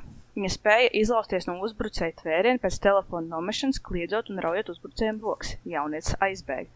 Praisa sacīja, ka tagad viņa zina, kāpēc viņai tika uzbrukts un nekad agrāk nebija redzējusi aizdomās turamo. Iedomājieties, this woman pastāvēja par sevi. Un klausieties, pēc incidenta Rūta nodzīvoja līdz 1994. gadam, kur mīra no ilgstošas slimības 80 gadu vecumā. Attiecīgi, tas pēc 14 gadiem viņa nomira, kas sanāk, viņai bija 66 gadi, kad tas notika. This woman, viņa sevi pastāvēja. Lai vai cik briesmīgs bija tas ieraksts, viņa nenogalināja, viņa pateica, hell nah, un viņa teica, aizsargājās reāli no tā uzbrucēja. Visu cieņu reāli viņai, visu cieņu, lai viegls smilts viņai tagad ir. Un arī es gribēju pateikt fun fact ātri par tieši šo te ierakstu, ka vairāki policijas darbinieki ir apgalvojuši, ka dispečeru apmācībā šis ieraksts tika izmantots, lai parādītu, ko dispečers nedrīkst darīt zvanu laikā, uzsvars nedrīkst. Attiecīgi tās random pauzes, nekāda papildus jautājuma, pārtrauc viņu, kad teica to adresi, neuzzināja to adresi līdz galam un tu paklusēji. Tās bija tie bija tie mīnus, tās kļūdas, ko šis dispečeri pieļāva zvana laikā, ko nospiritā no lasītā. Es pat jau nevaru pateikt, kas tur bija nepareizi vai pareizi, bet tā ir tā informācija, ko es sava ievācu. Jā. Bet, damn, viss cieņ viņai. Jā, diezgan insane. Nu jā. Es centos intereses pēc, tagad, kad man runāja par nāves sodiem intereses pēc, es apskatījos Richardu Farliju, ja jūs tādu atceraties, kad runājām par stalkeriem. Kas tas bija? Bija tāds Richards Farlijs, no stalkera epizodes, kur viņš to Lauru stalkoja un gāja. Tas, kurš sandviču prasīja? Jā. Hell yeah, sandviču guy. Jā, sandviču guy. Viņš, viņš toreiz tika notiesāts uz nābu, un viņš vēl joprojām ir dzīvs. Tā kā viņš ir cietumā, protams. Bet tas intereses pēc, jo mēs, jau tagad kādu laiku apakaļ tā sērija bija gandrīz gada, varbūt diezgan sen. Jā. Un tā ir intereses pēc centos apskatīties, un pēc pieejamās informācijas, teiksim tā, as of 2023, es saprotu, ka Richards Farleys vēl joprojām ir dzīves. Uz Detrova, bet dzīves. Tā kā. Jā, tas Destrovs ir diezgan dīvains, jo viņi tā kā neizdara viņu uzreiz, viņi tā kā noliek viņu kaut kad nākotnē, un tad kaut kādi likumi iejaucas pa vidu, jo tā kā vispār mūsdienās vispār baigi netaisa šitos nāvessodus, tas ir diezgan triki uztaisīt nāvessodu, jo tas nav īsti legāli līdz galam. ASV, protams, savādāk, ja katram štatam ir bišķi savi noteikumi, bet vispār pasaulē, valstīs, piemēram, Eiropā, vispārīgi un tam līdzīgi ļoti, ļoti grūti kādu notiesāti, nevis nav grūti notiesāt uz nāvessodu, bet ļoti grūti izpildīt nāvessodu pēc legālām visām procedūrām. Tā kā bieži vien cilvēki vienkārši paliek uz mūža ieslodzījumu. Beigās. Kur ir tie gijotīna laiki? Ko viņi? Gijotīna. Old French style. Yes, let's do it the French way, kissing and that head chopping. Revolution style. Yes. Show me what Napoleon liked. jā, triki ar tiem nāvessodiem. Bet jā, es arī biju dzirdējis, kad šito Ruth Price, šito zvanu, kad viņi izmanto apmācībās, pēc tam, es to arī biju dzirdējis. Un vispār fun fact par vispār, kā var vispār publicēt šos te 911 zvanus un tā. Es palasīju konkrēti ASV, es nemācēšu citās valstīs teikt, bet konkrēti ASV es zinu to, ka pārsvarā 911 zvani tā viss ir public property uzreiz. Ja tu zvani, viņiem ir tiesības publicēt to. Jā. Tā kā jāņem tas vērā, kad, ja tu, piemēram, ASV zvani ātri palīdzībai, tam 911, tad tas tiek ierakstīts un to var publicēt arī. Tā kā, jā. Tas nav tāda anonīma lieta īsti. Anonīma tādā ziņā, ka noteikti tur kādas datus, tur var cenzurēt un tā, bet tā pa lielam visus zvanus ir. Šitā tie dispečeri var taisīt kāds vlogus. My highlights of the week. My highlights. Jā, es nezinu, vai viņi tā randomly var viņus, protams, ņemt, bet, ja, piemēram, ir kāds case, piemēram, šajā ziņā, ko mēs runājām, tad veidīgi, kā, piemēram, Robis runāja, kur šis te noteikti ieraksts tika izmantots pēc tam tiesu procesos, tā kā ir visas tiesības viņu dabūt un izmantot, tā kā jā. Jā. Es nezinu, mums latviski ir kāds ieraksts, arī es pat nezinu reāli, vai Es zinu vienu ierakstu konkrēti, bet viņš tika izmantots, laikam, kā, uztverts kā stulbs ieraksts, tāpēc, kad kaut kur vajadzēja palīdzību kaut kādā vietā, un tas cilvēks, kurš sauc to palīdzību, viņš nemācēja normāli pateikt, un, attiecīgi, tas dispečers viņam visu laiku jautā, bet kur jābrauc, un šis viņam, tā kā tas kurš zvanīja, tas bļauj pretī, jo viņš teica, tā kā, nezinu, Ausakļa ceļš vai kaut kas, vai, viņš tādā veidā nosauc to ceļu, kas, man liekas, ir viņu vietējā kaut kāda, tur, nezinu, ciemata, kā viņi savā starpā sauc to ceļu, vai ne?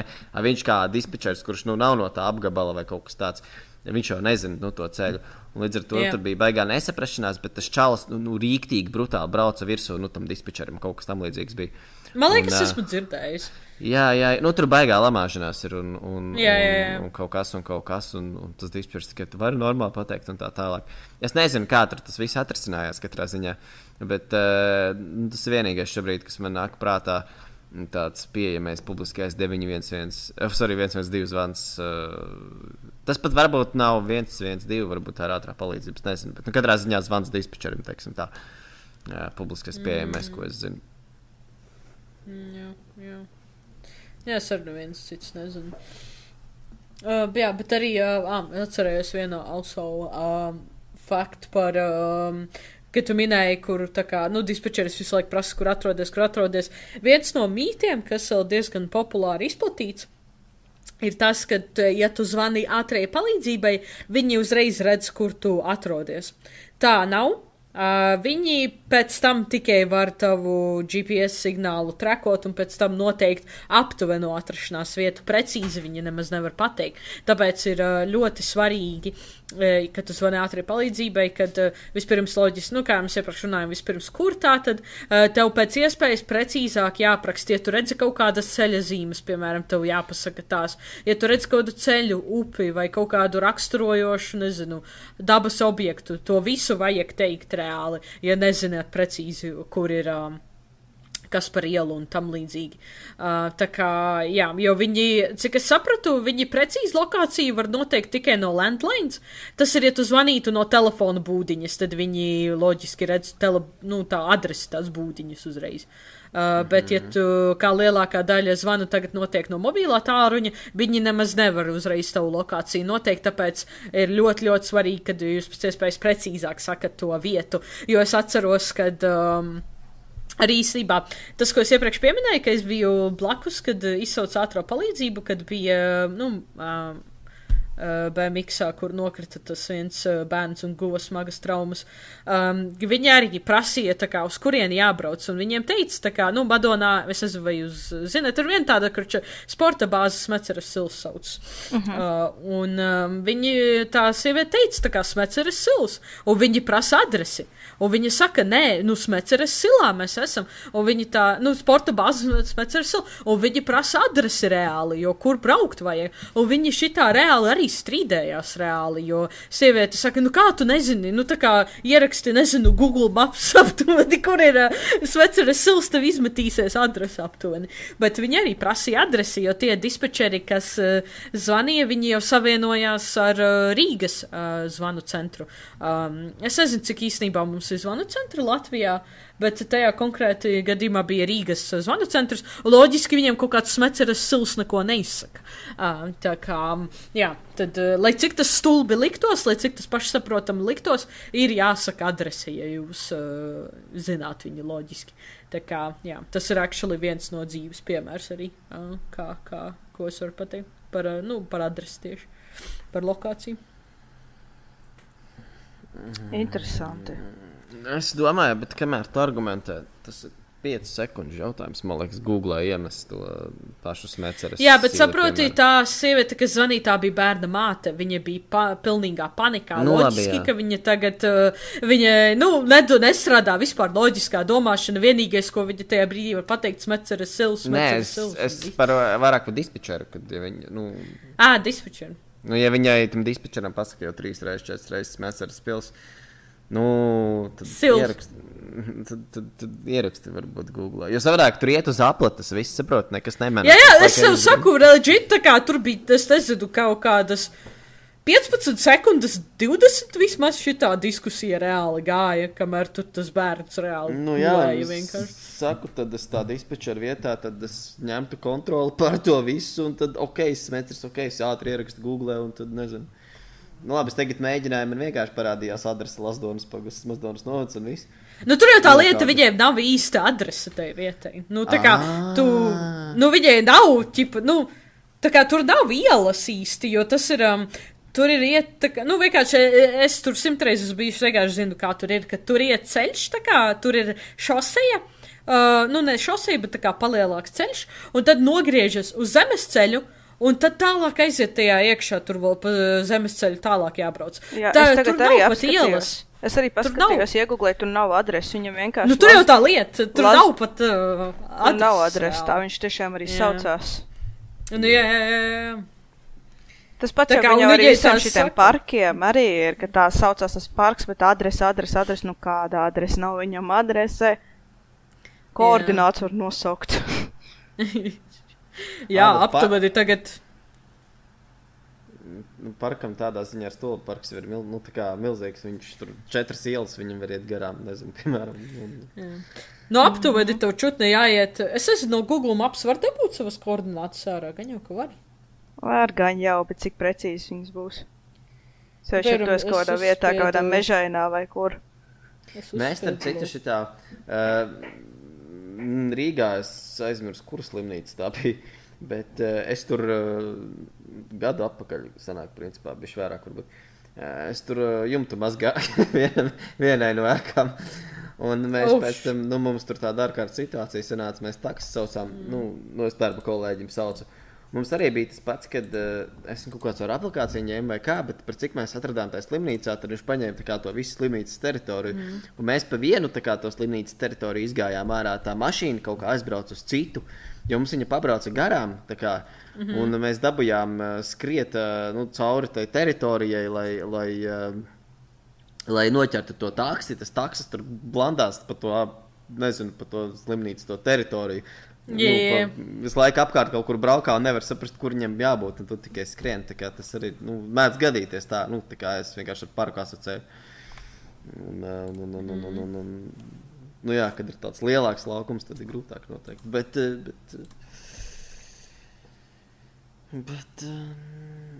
jā, tāpēc ir, ko es iepriekš pieminēju, piemēram, ASV, kad viņiem ir bišķi vieglāk tādā ziņā, kad, kā es minēju, piemēram, pirmkārt, ja tu, piemēram, esi 911 dispečers, tu esi konkrētā štatā, tātad tu pārzini tā štata likumus un tam līdzīgi, un plus, ja tu esi konkrētā zvanu centrā, tad tu pārzini aptuveni arī to pilsētu vai tā kā nearby, tā kā netālu pilsētu, lauku ciematiņu vai kaut kas tāds. Tā kā tādā ziņā viņiem ir, kā es saku, viņiem var efektīvāk nosūtīt palīdzību, jo viņiem pirmkārt ir 100 reiz vairāk zvanu centru nekā Latvijā. Tas ir viens, un otrkārt viņi pārzina to ģeogrāfiju, un loģiski, kā es minēju, gan jau treiningā un apmācībās, viņiem gan jau arī piemin tās vietas, kur biežāk tiek izsaukt ātrā palīdzība. Tā kā tādā ziņā viņiem ir vieglāk gan jau ar to visu, bet Latvijā, cik es saprotu, gandrīz pa lielam... Visi ir caur Rīgu. Jā, es pieļauju, ka viss, jo man liekas tā, kad, ja tu zvani uz 112, man liekas, viss iet uz Rīgu, tā info, un tad viņi tevi savieno ar kaut kādu lokālo, piemēram, reģionu vai pilsētas. Ātro palīdzības to, jā. Man liekas, ka tā viņi dara. Man liekas, viss iet caur Rīgu, es pat nezinu, vai mums ir baigi citi. Es varu ātri iegooglēt prikolu pēdzu, bet man liekas, mums pārsvarā viss iet caur Rīgu. Varētu tā būt, jā. Makes sense, Jā. Es atradu pagājušā gada rakstu, kad Latvijā darbojas 5 112 zvanu centri. 5? Kādos reģionos? Jā, tūlīt skatos. Tāks. Šobrīd Latvijā darbojas 5 112 zvanu centri, kuros katru diennakti strādā no 13 līdz 19 dispečeriem, diennaktī saņemot no 2300 līdz 3500 zvanu. That's a lot. That's actually quite a lot, jā, īstenībā, what the fuck. That's a lot. Priekš Latvijas, that's crazy. Vēlreiz? Tu teici, ka diennaktī cik zvani? No 2300 līdz 3500. Paga, cik zvani pa tu teici 13 dispečeri darbojas? No 13 līdz 19. Līdz 19, bet tas ir vai katrā tajā punktā vai kopā? Kopā visos 5 no 13 līdz 19. Ej, galīgi nabaga cilvēki. Oh, no. Jā, un tad tālāk ir gada laikā vidēji tiek saņemti aptuveni 1 miljonu zvanu uz 112 tālruni. Šis raksts ir pagājušā gada, tātad rakstīts aizvadītajā gadā, tātad 2021. gadā, tika saņemti 938 tūkstoši zvanu, no kuriem puse, ja 50% nebija ārkārtas zvani. Ja domājieties, puse zvanu nebija ārkārtas situācijas. Are you kidding me? Jā. Oh, no. Ja tāpēc es iepriekš arī minēju, es kaut kur pācu galam redzēju to statistiku, bet jā. Reāli jā, tāpēc es saku, ļoti, ļoti svarīgi ir, CSIS tagad atklāja nesenāko zvanu centru, tagad es redzēju ziņās. Viņiem vajag savējo. Tā kā, jā. Jā, izrādās, ka ir 5, jā, ok, es domāju, ka ir 1, bet ok. Bet bāc, tik maz dispečeru uz tik un tik daudz zvanu. What the hell? Nav jau brīnums, ka viss aiziet uz Rīgu or something. Ģipa kā, viņi gan jau savienojas, kas ir available or something. Sazinu. Tikai Rīga pieejama. Vai visu laiku tikai Rīgā, jo Rīgā gan jau visvairāk to dispečeru ir pārējos, gan jau ir, nezinu, pāris tiem dispečeriem. Savienais ar Rīgu gatavo adresi. Ir vai nav gatavo? Jā, reāli. Jā, tā kā atradām arī Latvijas, jā.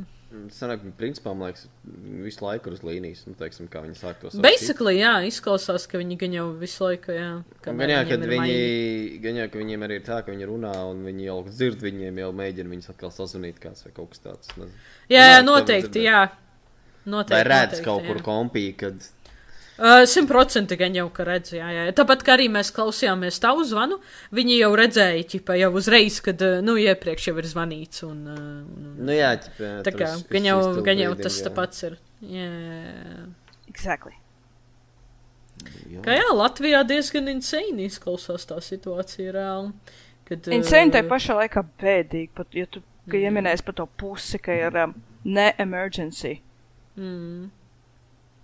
Jā, tas baigi mēs. Jo cilvēki laikam trīto 112 kā vienkārši ģimenes ārstu uzzvanīt or something. Laikam tāpēc es pieļauju tik daudz ir not emergency situations. Tā kā, don't know. Tas ir neforši. Tāda ziņa arī tiek veisto resursus. Nu jā, jo tā kā, come on, ja mums ir uz visu Latviju zem 20 dispečeriem, jop, cik pūts. Viņi jau ļoti priecīgi ir. Tā kā, jā. Bet, jā, tā kā pa lielam mums tas epizodē ir viss. Es ceru, ka jūs uzzinājāt kaut ko jaunu vispār par 911 un 112 dispečeru darbu, ka jums tagad parādījās pret viņiem lielāks respekts, jo tiešām šie cilvēki ir jāciena, kas dara šo darbu. Viņi ir mugurkauls vispār, es uzskatu, šeit visai, nu, kā jau pasaka, nevis ātrās palīdzības, bet tā kā visiem, tā kā emergency, ķipa, nu visiem tā kā ārkārtas palīdzības, nu visiem, kas ir iesaistīts policija, ugunsdzēsēji, viņi ir kā mugurkauls šim, un kā jau es minēju, lielākā daļa cilvēku ir civilie, tas nozīmē tātad viņiem nav nekādas speciālās tur augstākās izglītības vai something kas, tā kā parasti cilvēki vienkārši, kur ir izgājuši šīs tā apmācības, tā kā, jā, es ceru, ka jums klausītāji tagad ir vairāk informācijas par viņiem, un tiešām jūs izvērtēsiet vairāk, kad tiešām zvanīt ātrai palīdzībai, jo Latvijā īstenībā ir ļoti daudz visādi tālruņi, kam mums uzzvanīt, ja jums ir kaut kādi jautājumi par veselības lietām. Piemēram, es zinu, ka mums ir ģimenes ārstu. Es neatceros, vai tas bija diennakts gan, bet es zinu, ka ir tāds ģimenes ārsts tālrunis, kur tu uzvani un, piemēram, uzprasi, nezinu, ja tu, piemēram, tev ir augsta temperatūra, ko tev darīt, vai, nezinu, tev kaut kādi simptomi, ko darīt. Es zinu, ka mums ir tāds tālrunis, kur var uzzvanīt. Es noteikti varētu Facebook lapā pēc tam iemest actually to tālruni, un mums ir vēl visādi informācijas tālruņi, gan es ieteiktu tad drīzāk izmantot tos, ja tiešām, nu, kā jūs minēju, nav dzīvībai bīstama situācija, tad drīzāk izmantojam šos informācijas tālruņus, nevis zvanam uzreiz 112 un tērējam jau tā mūsu nabaga ierobežotos resursus, tā kā, jā, tos mēs noteikti pašērosim Facebook lapā. Bet, jā, tā kā pildīgi prasās to degpunkta saudzējiet sevi un tiekamies jau. Tiekamies nākamajā epizodē. Tiekamies jau atkal. Reāli tas tā tik labi tagad iederētos. Bet jā, kādas jums atziņas, ko uzzinājāt jaunu, kas likās tāds interesantāks, ko paņēmāt no šīs epizodes? Man joprojām mutu vaļā par to zvanu daudzumu. Un tie dispečeri daudzumu. Jā, es arī piekrītu. Un tas, ka tur tik daudz tie, nu, ne ārkārtas zvani, ka tas to gaisa trimais, tas man beigur nepatīk. Nu, tā. Jā, nu, es nezinu. Interesanti par to dispečeru darbu kā tādu man bija iegodīgi. tā, kad vairāk iedziļinās un kad tas Protams, tu neiedziļinoties, tu saproti, ka tas darbs visticamāk ir briesmīgs, bet tagad tā vairāk pašķitrinot, vai ne? Un kad tā vairāk par to aizdomājies un iztēlojies to visu, un gan tas zvanu daudzums, gan kādi ir tie zvani, gan tas viss pārējais, tur baigiem nerviem jābūt. Man arī ļoti patika, kā mēs īstenībā tādās 3 dažādās galējībās šajos zonos iedzinājāmies. Viens bija tāds, kur fiziski neko nevarēja izdarīt. Viens bija tāds, kur bija tik ātri un operatīvi, viss notika, un viens bija tāds, kur bija pilnīgi paviršība. Jā, tas gan īstenībā. Man patika, ka mēs iedzinājāmies tādos 3 dažādos keisos, ka tur var notikt visādi, kā saka. Jū. Jā. Nav laikam vairāk ko piebilst šeit. Katrā ziņā. Bet, es laikam man negribētu būt dispečers. Tas ko es varu pateikt. Galvenā šīs epizodes doma. Bet actually vajag encourageot cilvēkus iet uz dispečeriem, jo izklausās, ka mums baigais trūkums ir ar viņiem. Tā kā cilvēki, ja jums ir stabila mentālā kapacitāte, jūs gribat iegūt pieredzi, strādāt adrenalīna pilnā vidē, kā saka. Palīdzēt cilvēkiem reāli. Pār visu, jā, īstenībā ļoti laba doma, jā, kad palīdzēt cilvēkiem, jo, kā jūs epizodes sākumā minēju, piemēram, ASV, kad ir vidēji karjeras ilgums 7 gadi, un cik es esmu dzirdējusi, tad alga nav superliela šiem te dispečeriem. Latvijā noteikti vēl traģiskāka situācija ir nekā ASV, es pieļauju. Kas par reklāmu? Bet, ja jūs tiešām ir sirdsdarbs palīdzēt cilvēkiem, ja jums ir ļoti labas komunikācijas prasmes, tad noteikti. Un kas, ko var pastāstīt mazbērniem? Jā, arī fakts. Man liekas, tādai darba iestādē ir jāpiedāvā bezmaksas psihologs, man tā liekas.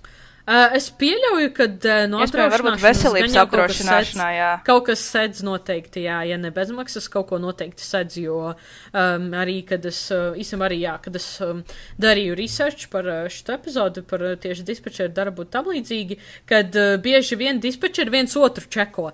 Mentāli. Ja, piemēram, jūt, ka ir bijis kaut kāds smagāks zvans, tam cilvēkam uzreiz sniedz atbalstu, uzreiz nāk, tā kā runāt, mierināt un tam līdzīgi, tā kā to es vismaz arī, kad es skatījos par tiem šie te 911 dispečeriem, tas ir liels faktors arī, kad dispečeri viens otru čeko reāli arī. Kā jūs domājat par valodas prasmēm? Tā kā, tur ir kaut kā nodalīts, tā kā, kad, piemēram, es, nepārzinu krievu valodu, tātad man, ja es tur strādātu, man krievu valodīgie zvani nenāktu, vai es vienkārši tur nevarētu strādāt, jo, Man šķiet, ka viņi jau baigi nevar izkontrolēt, kādā valodā tev piezvana, tāpēc tur, man liekas, ir tās krievu valodas zināšanas tomēr ir vajadzīgas. Vismaz latviešu un angļu noteikti, ja kāds ārzemnieks, piemēram, zvana arī. Nē, vienkārši tur, kad es tajā zvanu centrā strādāju, tur, kur es strādāju, tad mums bija kaut kā tā nodalīts. Varbūt tur bija vienkārši cita līnija tajā internetlapā, kur teikt, kur for Spanish speaking engines, piemēram, zvanīts to numuru vai kā, bet es zinu, ka, man arī gadījās, ka man piezvana spāniski runājuši, bet tas nebija bieži, bet bija. Bet mums bija kaut kāds atsevišķi nodaļa, kur mēs viņiem teicām, kur viņiem jārunā. Bet, labi, tur cits stāsts, cits uzņēmums, cita sfēra vispār, bet es vienkārši iedomājos, ka, rekomonti vienkārši sauc, piemēram, tās lietas, kas ir vajadzīgas, jā, vai par ko ir jāpiedomā, ja tu gribi būt dispečers, un tam likās valodas prasme ir, vēl viena lieta. Tev varbūt, nezinu, iedvesmo un vēl kaut kas, ka, es tagad, es to spēju un tā tālāk, bet, ja tev nav valoda, tad nezinu, tev piezvana, tas, manā gadījumā, piemēram, piezvana krievalodīgais, viņam vajag palīdzības, viņam vajag sorry, es nesaprotu. Jā.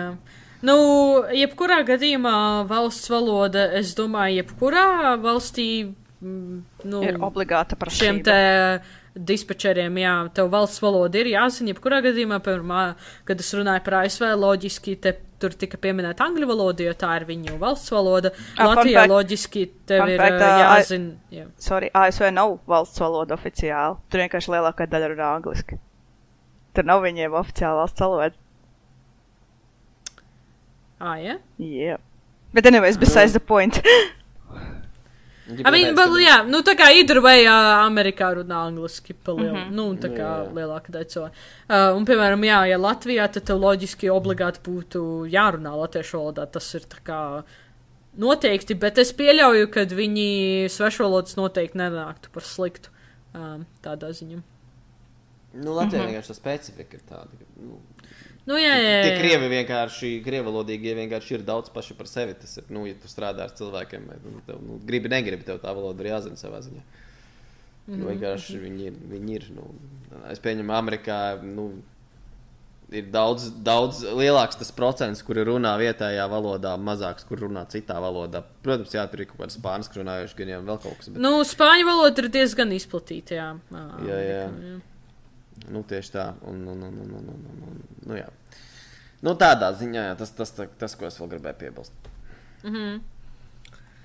Bet, jā, labi, tad, laikam, we're wrapping up here. Tad, liels paldies, kad noklusījāties epizodi. Protams, kā jau vienmēr, kā jūs arī teicu epizodes sākumā, ja jums kādi tiem konkrēti, kam ir pieredzes stāsti, droši varat padalīties, vai ka jūs esat zvanījuši 112, vai kāds varbūt mums ir ideālā variantā, varbūt mums kāds dispečeris ir, kas klausās, vai tāds, kurš strādā ātrā palīdzībā, droši varat padalīties kaut kādiem varbūt saviem pieredzes stāstiem, tādiem, kas atmiņā ir palikuši vairāk, vai arī vienkārši, jā, tie cilvēki, kuri ir zvanījuši 112, vai kuri paši ir iesaistīti bijuši 112 zvanā, droši varat padalīties savu pieredzi, un, protams, kā jau iepriekš arī minēju, droši rakstiet, sūtiet mums ieteikumus tālāk mūsu nākamajām epizodēm.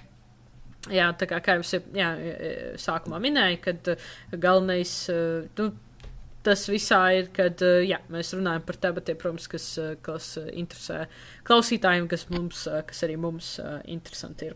Tā kā, jā, liels paldies jums par klausīšanos, ceru, ka jums patika un ceru, ka jums bija interesanti.